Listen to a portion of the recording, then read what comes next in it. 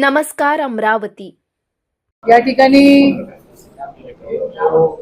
संघटन सृजन कार्यक्रमाच्या अंतर्गत आज आपल्यामध्ये आदरणीय आमदार हरियाणाचे आफ्ताब अहमद साहेब इथे आलेले आहेत।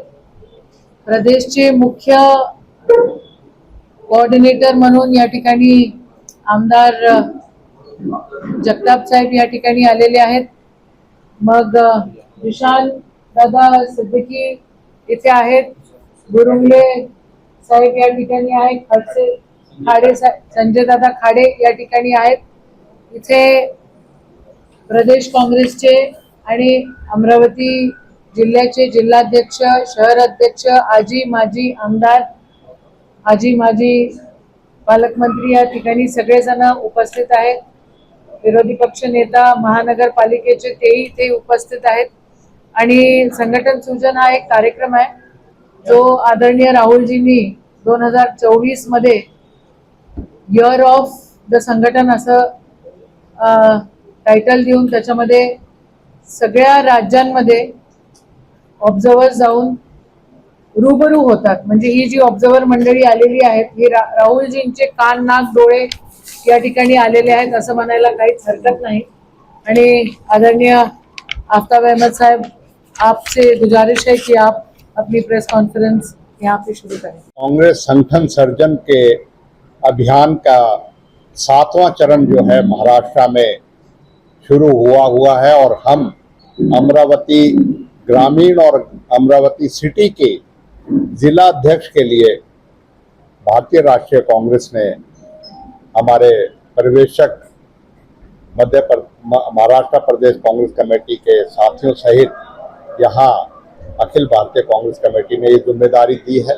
और हम अमरावती सिटी में भी, अमरावती ग्रामीण में भी और सभी असेंबलीज में, सभी विधान ब्लॉक्स में जाके कांग्रेस के कार्यकर्ताओं से, कांग्रेस के पदाधिकारियों से, कांग्रेस के नेताओं से और सबसे परामर्श करके, बैठक करके और उनसे मिलके कांग्रेस को किस तरीके से ऊर्जावान और किस तरीके से जो हमारे कांग्रेस के संगठन को मजबूत कर सकते हैं उसके लिए विचार विमर्श किया जाएगा। उससे उनसे मशवरा किया जाएगा जिससे कि हम आने वाले दिनों में जिला अमरावती के ग्रामीण और शहरी के लिए जिला अध्यक्ष का चयन जो है पार्टी को सिफारिश कर सके। और उसी सिलसिले में आज अमरावती सिटी के जो बैठक थी, जनरल बॉडी की बैठक थी जिसमें बहुत सारे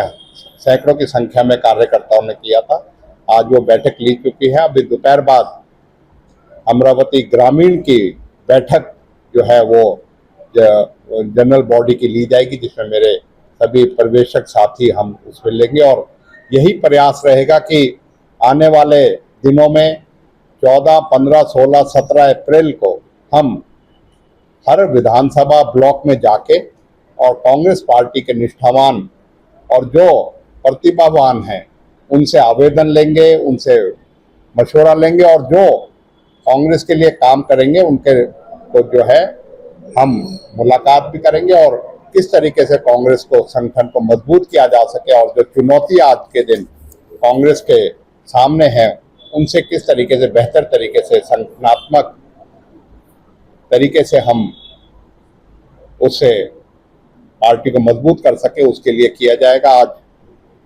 इसी उसमें हम एक जो जिला अध्यक्ष का आवेदन जो पत्र है वो भी आपके माध्यम से आपल्या सगळ्यांचं काँग्रेसच्या या वास्तूमध्ये तुमचं सगळ्यांचं स्वागत।